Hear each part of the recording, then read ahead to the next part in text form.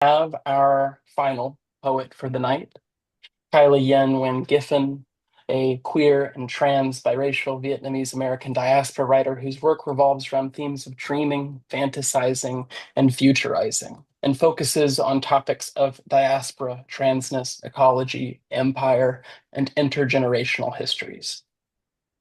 They are a press editor for Half Mystic Press, a co-coordinator for Sundress Publications' Poets in Pajamas reading series, and an associate editor for Iron Horse Literary Review. Kyla-Yen's work has been nominated for the Pushcart Prize, Best of the Net, and Best Small Fictions, and has appeared in The Offing, Ouroboros, Fifth Wheel Press, Vanguard, and other publications. They have been awarded residencies, workshops, and/or fellowships from Tin House, the Sundress Academy for the Arts, Seventh Wave, Adobe Press, and more. You can visit Kyla-Yen's author page at Kyla-Yen-Giffen.com and find them on Instagram at Yen Shrine. Kyla-Yen. Awesome. Thank you so much, Aslan. Yeah, really happy to be here and reading with you guys. Tondi Wei, absolutely loved your reading so much. So the poems that I will be reading tonight, it's a mix of both published and to be published poems that aren't out yet. And they are also part of a collection in progress that I am currently curating. So this first poem is called Parisian Wine, and it was published by Table Conversation in their July 2025 monthly catalog. Parisian Wine. We're 17 in Paris. We stop by the last open street corner liquor store for a bottle of wine. We get back to our hotel room and realize we forgot a bottle opener. We Google all the ways you can open a wine bottle without a corkscrew. We try the table, the radiator, the blow dryer for an hour, maybe hours, drunk already off the absurdity of the task. Finally, we try a pen. Dig at the cork with the nib until it's bloodied with ink, until it falls apart and the grains plummet into the bottle. The bottle is open, but now there's ink in our wine. By this time, the thrill is gone, the thirst for wine evaporated. The midnight air drifting in from the balcony is lulling us into nullity. I take a swig, just to know how it tastes, just to not waste it. It's not that great. It tastes like a prophecy. Like tomorrow, you'll hold out your hand to me from on top of a cage. Promise me you'll pull me out. Tell me to grab a hold of you and let go of the bars. Then drop me and run away as I lay gasping, back against the metal. But that's probably just the notes of chalk. It's a betrayal, how disappointing the flavor is. The rest of the bottle spoils in the mini fridge. You fall soundly asleep, calm and unyielding and clear as the limestone encasing us. I toss and turn, wet my mouth, try so hard to get rid of the grit lingering at the back of my throat. This next one is called A Bird versus a Falling Knife, and it was originally published by Death Rattle Literary in Ouroboros, Volume 11. This is A Bird versus a Falling Knife. At 4 a.m., the constant cascading cackle of a bird at some near distance is enough to drive me insane. I panic at the sound as if it's an alarm, as if its vocal exhaustion from the incessant noise-making could become my own, as if the bird is crying out to me to do something and I'm too afraid to listen. I learned from my father to never try to catch a falling knife. He did that once and nearly sliced his thumb off. So I don't catch the knife, so I watch it fall. And when it clatters on the floor, its rattle left ringing through my skull like a bird crying out while being killed, I don't pick it up. I say later. I say not now. I'm trying to write a better world, and I'm terrified to write beyond the first chapter. If I start writing, I might accidentally write about what really hurts, what I truly want, what actually matters. I tell myself there's time, but I'm not so sure. Say I caught the knife. Say my thumb was sliced. But I let it be. I let it bleed. It'll pass. It must. I don't go to the doctor. I don't want more debt. I don't have time. I don't want to know how bad it really is. I finally fall asleep, and when I open my eyes and ears again in the middle of the day, the bird is mute, or maybe dead. Maybe the knife in falling, in my not catching it, killed the bird. And if it's quiet, if it's murdered, I can wake up now. I pull the blanket over my head. I say, later. I say, not now. I tell myself, there's time. There has to be. Thank you. And next up, I have Mudslide, which is to be published by Wild Roof Journal next year. Mudslide. Wish the earth would pull me back into bed. Want to fold against the mud and worms and roots like arms. Want to let them reshape me.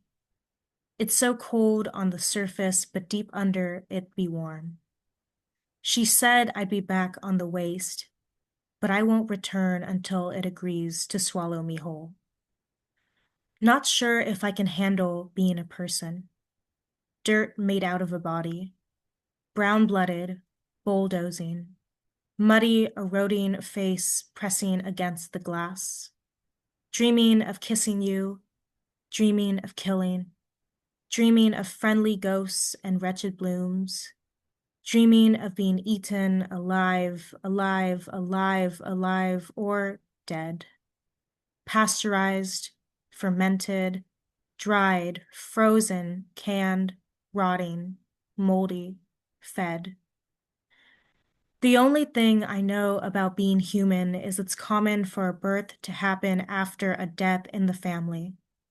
The only thing I know is I've never seen a grave on the beach. The sand is always running away. The only thing I know how to do is wake up, put in my contacts, look out the window, pick my skin, wash my hands, brush my teeth, ruffle my hair, scratch my neck, feed my cat, wash my hands, sit down, peel my arms, write my emails, eat a wall, eat my stomach, wash my hands. Wonder what kind of dirt I would have been. Wonder what kind of body this could have been. Wonder what kind of man I would have been. Wonder what kind of land this could have been. Thank you. This next one was published by the Amazon, and it's called Clay Figures. The snow falls, but it doesn't land. The roads scream when I drive over them. Birds waltz over power lines and take dust baths in the ground-up concrete. I grow a plant indoors that knows nothing of how much of the earth is no longer alive. This world so rarely makes sense. Surely we're all just pretending to understand it. Surely we're all just acting as if we've got it under control. Every December, my family and I would unpack our mini ceramic town and lay its pieces out on the chest and switch on all the moving parts and lights, and it would be Christmas time. Where did the townspeople go off to sleep? Didn't they get tired? Where did they go when we packed their town away? Who got custody of them after we all left? I am angry. I am so angry still. How do you expect me to explain what I want? I thought I knew. I really did. I was trained in wanting. I descended from yearning. I was carved out of desires.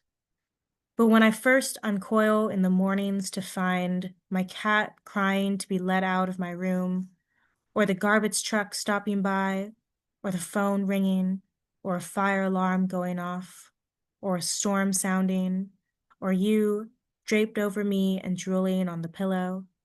I don't want something noble or romantic or unique.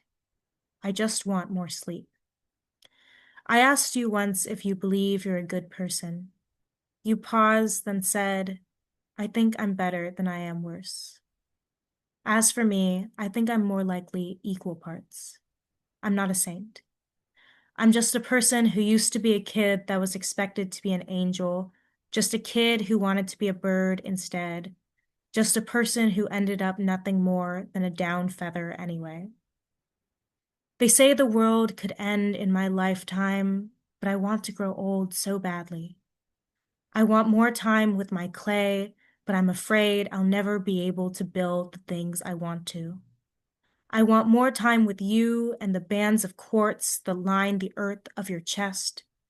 I want to know if the snow will ever land, if the roads will ever stop screaming, if the birds will ever escape industrialization, if the earth will ever be more alive than dead, if this world will ever make sense. I want to wake up and want more than just sleep. Please tell me this is not too much to want. Please tell me it's okay to want this. Please tell me that I can be angry still. Thank you. And this next one is also to be published by Anomalous Press in their next issue of Anomaly.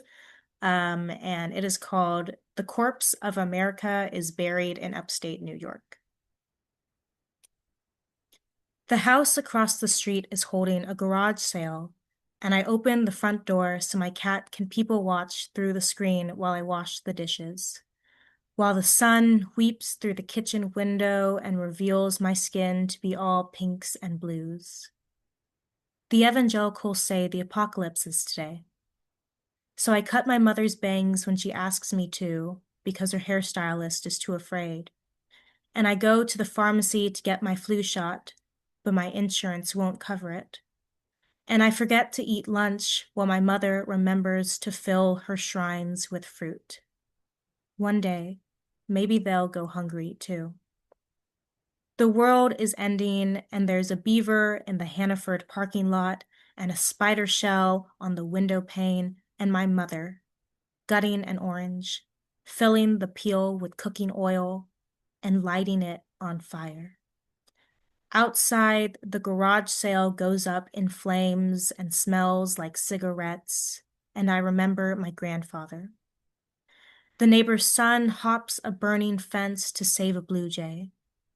His father is gentle with both of them, just this once. He saves them both, just this once. Then he scorches his son with, how long do you need me to hold your fucking hand? And his son hops a fence again, searching for another blue jay. His father stands leaning over the railing of their back porch, merging with charred earth and orange sky, and wonders why he didn't hop the fence with him. Then the sun is gone, and the father is gone, and the earth and sky are gone, and do you notice how night never looks as dark as it should anymore? How the rain hits the roof in a different rhythm than it did before? It's past midnight, and the neighborhood is still smoking, but I'm still standing at the kitchen sink, the water running so I forget how the rain doesn't sound anymore, how it's supposed to sound. The lights off so I remember how I'm just shades of pink and blue. Do I not have plum skin? Does it not bruise easily? Yes, I do, and yes, it does.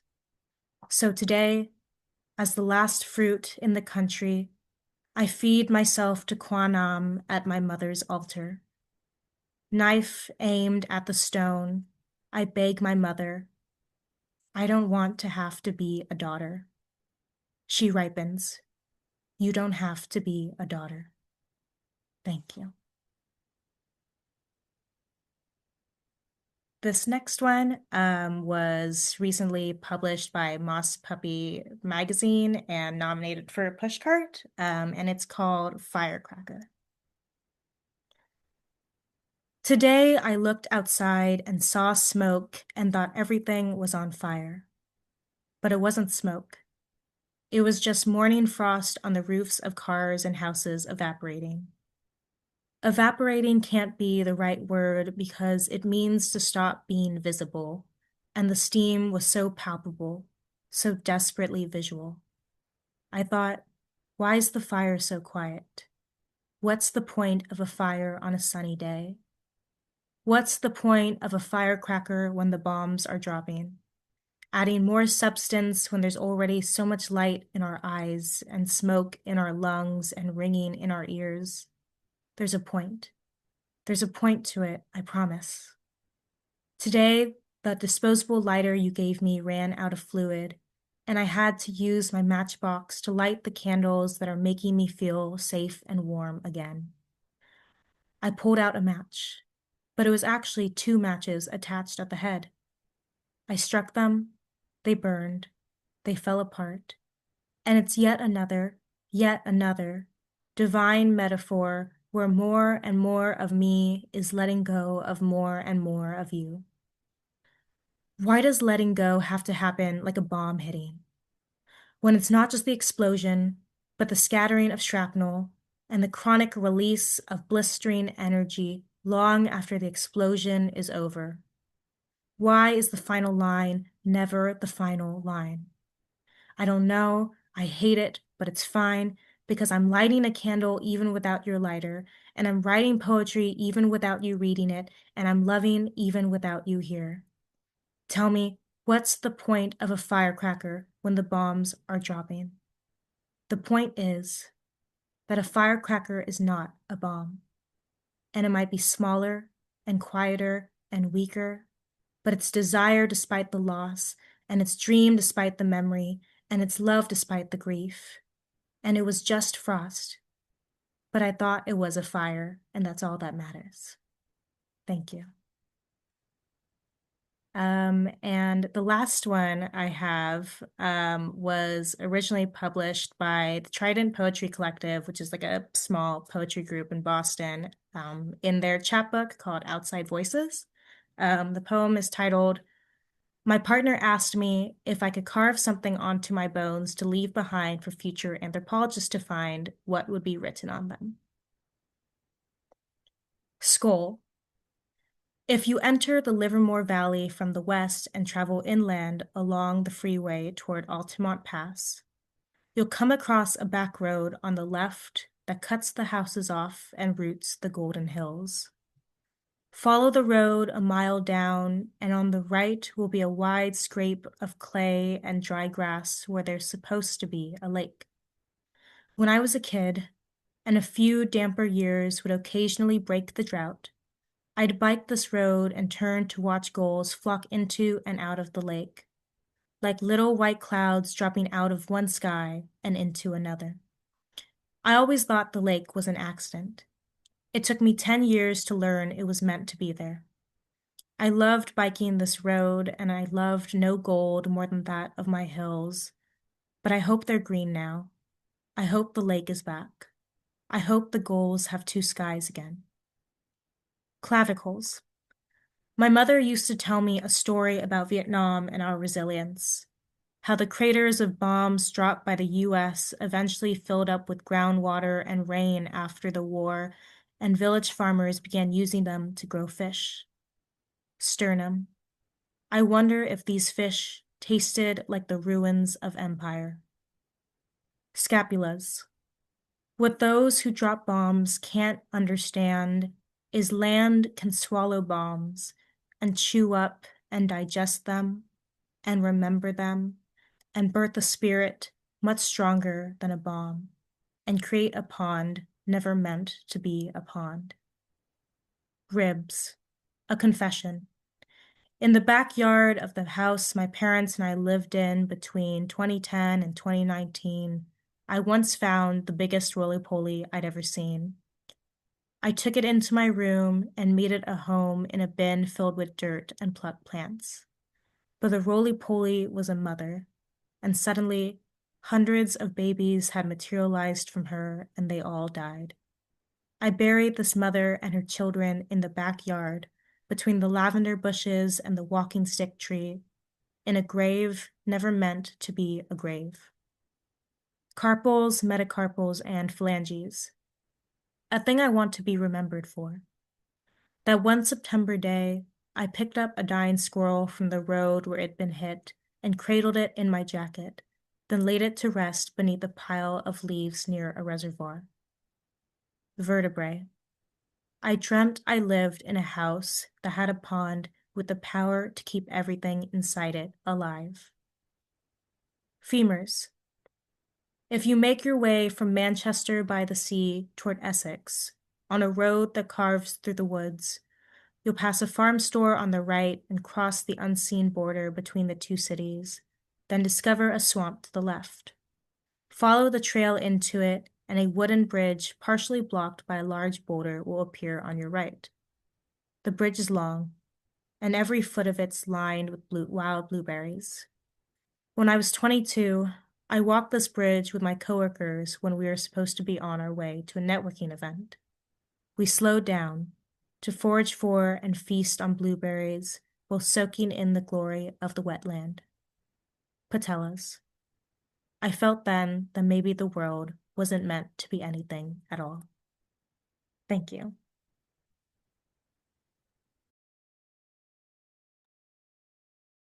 Kyla-Yen, thank you so, so much for that reading. Oh, well, I was going to say more, but that goes into Q&A stuff. So this concludes our reading for the night, and we will now shift into the second half where we talk to the poets. If you have a question that you would like to ask Kandaway or Kyla-Yen, please throw it in the chat or raise your hand using the little raise hand function, and you can ask yourself. In the meantime, while you do some thinking, I would love to get started with a question I always love to ask, which is when you find yourself sitting at the page, this is to both of you, um, and you pick up your pen or you start typing, do you find that it comes from a place of form, a place of content, or a place of occasion? This is something that was posed by Charles Jensen in this Poets in Pajamas reading series last year or 2 years ago. And I've thought about it ever since, and I'm very curious what y'all have to say about that as being a kind of a triangle of creativity, or if you're constantly shifting around and finding maybe fourth or fifth unknown things to write from. Maybe we start with Kylie-Yen. Yeah, it was form, content, and occasion. Was that what it was? Yeah, I mean, I definitely feel like they all intersect a lot for me. I I would say that occasion and observation. I think that observation is kind of a fourth one that I'm drawn to a lot. But I feel that those two bring me to the page. And that I find that when I go to write a piece, its form is kind of inherent to it. I never try to push a form onto a piece, but it just takes the form that it's meant to. Um, so yeah, I would say that that's how it works for me. But definitely, I would say that the fourth, like one of my creation observation, is what really brings me to the page first and foremost. Um, for me, I agree with Kylie-Yen that form should never be forced. In fact, everything that I mean, every poem that I've written is always free verse. I used to write like little haikus in school and stuff, but I found that those were not the best outlets for me. But I definitely feel like content and occasion are what draws me to the page the most. I often find myself writing about the interior and the psychological meaning behind content. So if I'm thinking about, okay, genocide, and then I want to put myself inside of the brain of someone who's experiencing that. So it's more about content and then what's like directly behind that. Yeah, I love both of those answers. And I think that it's right that you can't exactly like isolate it to be like, oh, like today I am writing from a place of form.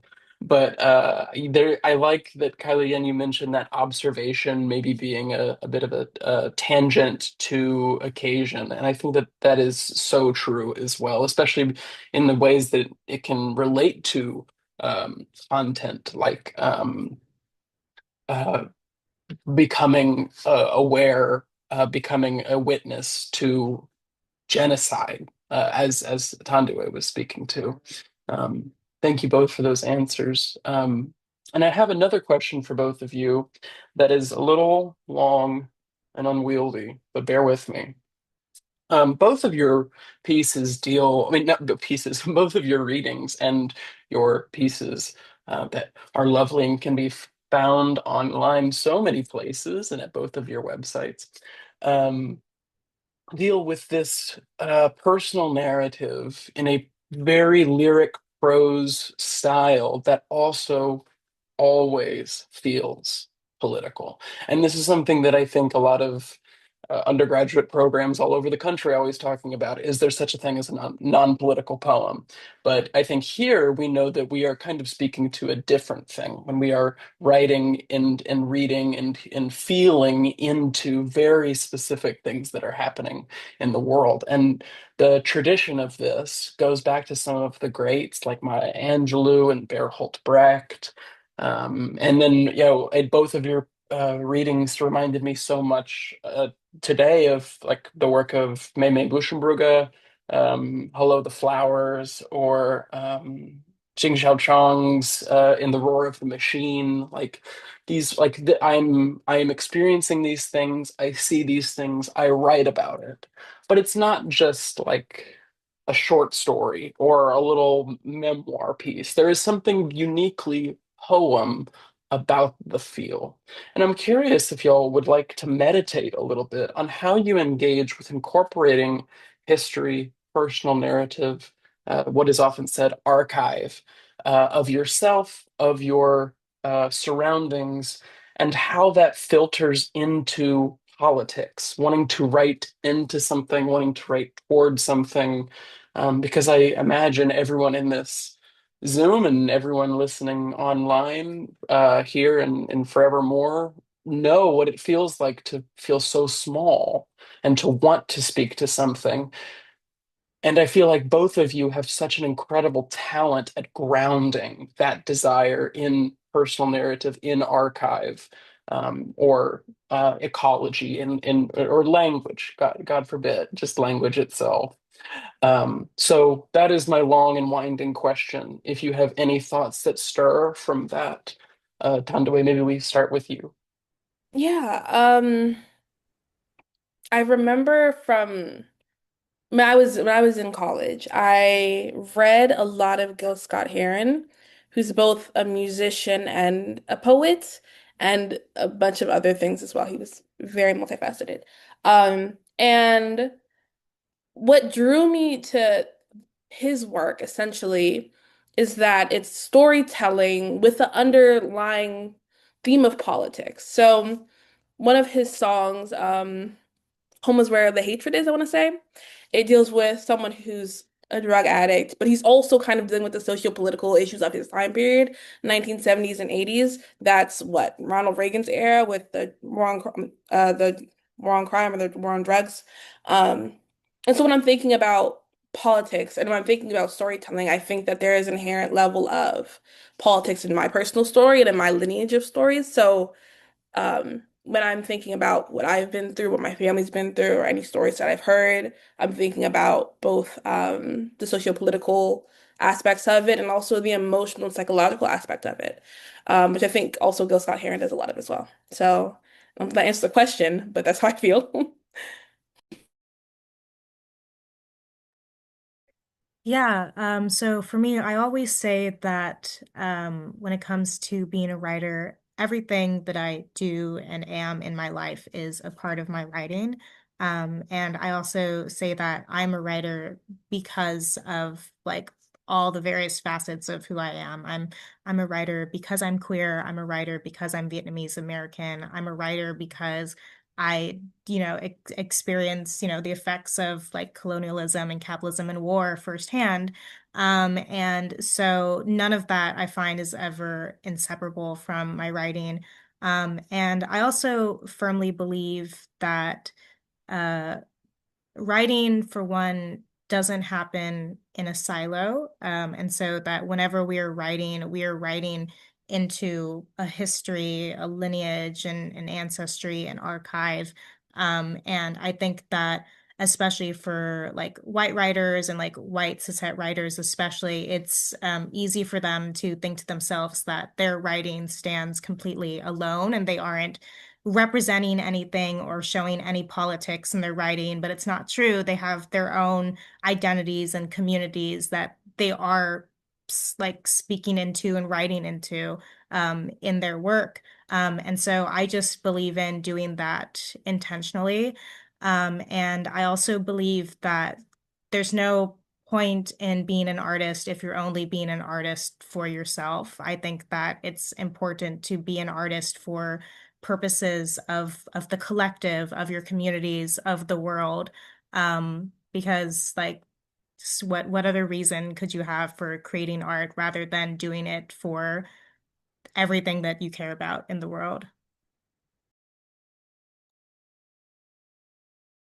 Clock it, serve it, remember it. I thank you so much for that answer, Kylie-Yen. I think I cannot imagine one that an answer that would stir my heart more. Tendiwe, thank you for your answer as well. We have time for a few more questions. If folks here in the Zoom room would like to ask a question to one or both of our lovely poets. If not, I'll just keep going. I can do it. But I want to give room if someone would like to raise their hand. Yes.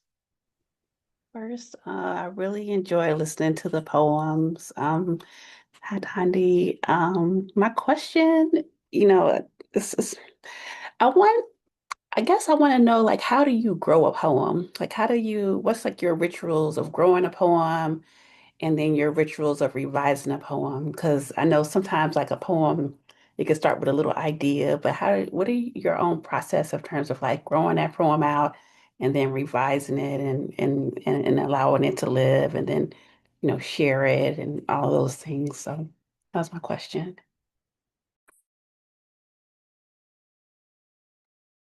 Yeah, so I'm definitely a big proponent of fragmentation as being my process. So all of my pieces, they often start out either in like a physical notebook or my notes app or something as just a collection of lines, sentences, phrases, etc., that gets built over time.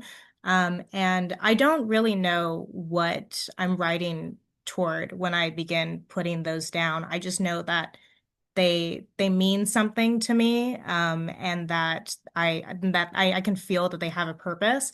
And eventually, over however long, sometimes maybe it's like over a week, maybe sometimes it's over like a month or multiple months. One day I will just, and these are always usually like observations about the world or my life or things like that. And then usually one day a fragment that comes to me will just be like the thing that pieces together the running thread that connects all of the fragments, and I just put them together. And yeah, I mean, it's a messy, discombobulated process. It's like putting together like a mosaic or a puzzle or something, and I'm just kind of fumbling around with the fragments to see how they fit.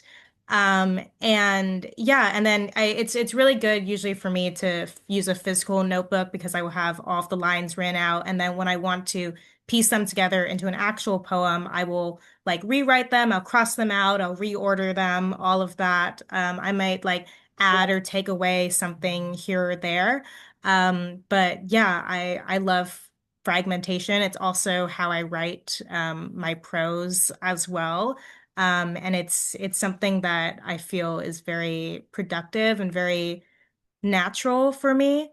And it also is just it's also just oftentimes a more realistic way to go about writing. We can't always, sit down and write however much in one sitting. And so it's a nice way also to um, incorporate writing into lots of little moments throughout my life. I agree with Kyla-Yen. I find that when I'm writing poetry, it does feel incredibly fragmented. I'm mostly a fiction writer. I do write essays. I mean, I write, different things, but I do mostly do fiction. So in the times where I am doing poetry, it's in between bigger pieces. I often take thoughts and ideas driven from fiction work and create that into a poem because it's a better way to express kind of the themes or kind of the emotions that I'm having around that type of piece. Um, yeah, that's what I would say. Yeah. Mhm.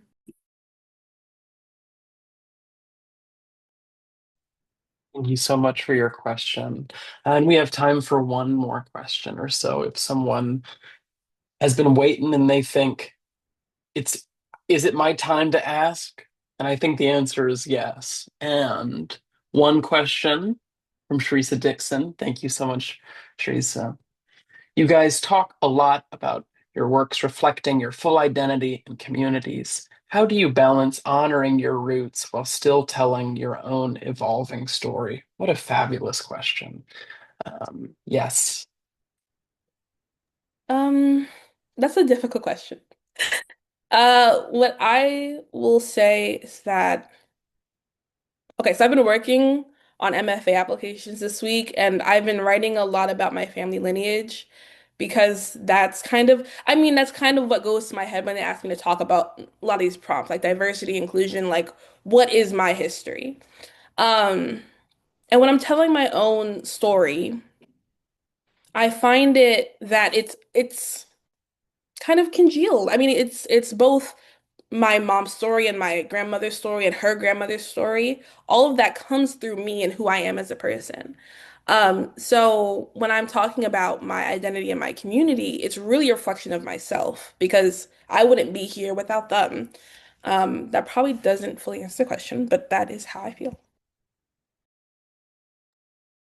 Yeah, this is definitely a really great question, and it's something that I write into a lot. And for one thing, I'll say that I see my roots and origins, and I see history in general as being something that is already constantly evolving and constantly up for uh, creation. And I think that especially Western ideas of time and history have a lot of separation between past, present, and future. But that's not the case, in like a lot of other non-Western cultures. And so that's kind of what I prescribe to more. And so, for instance, I'd say that being a part of a diaspora, I see a diaspora as a constant creation. And so even though it started somewhere, it's still something that's in the making. And I think also that I see myself too as yes, having roots and those roots can change, but also as being my own roots to something. So I know that I'm also an ancestor of something. And I also see, the specific space and time and combination of identities and communities I have as being a very ephemeral space. And so I see it as like I'm holding a very unique history and a unique relationship to all of those histories. And I think that um, talking about them from my specific point of view is the best way to honor them and the best way to talk like authentically about them. And so there's just yeah, like there's no way to separate out being me as a writer and in my combination of identities and in my evolution from being queer and Vietnamese American and part of a diaspora and all of that. It's just it's very integrated, and I see it also as like who who I am like is a already like a definition and an honoring of those roots. Um, so yeah, kind of went in a lot of different directions there, but yeah.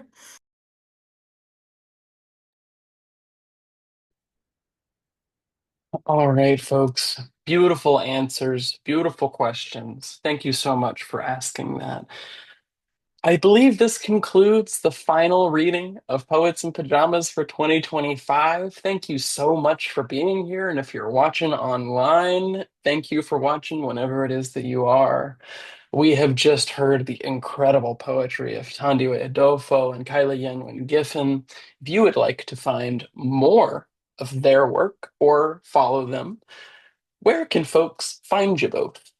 We'll maybe start with Kyla-Yen. Yeah, well, everyone can find me on my Instagram at Yen Shrine, and at my website, kylayenwingiffen.com. Those are constantly updated.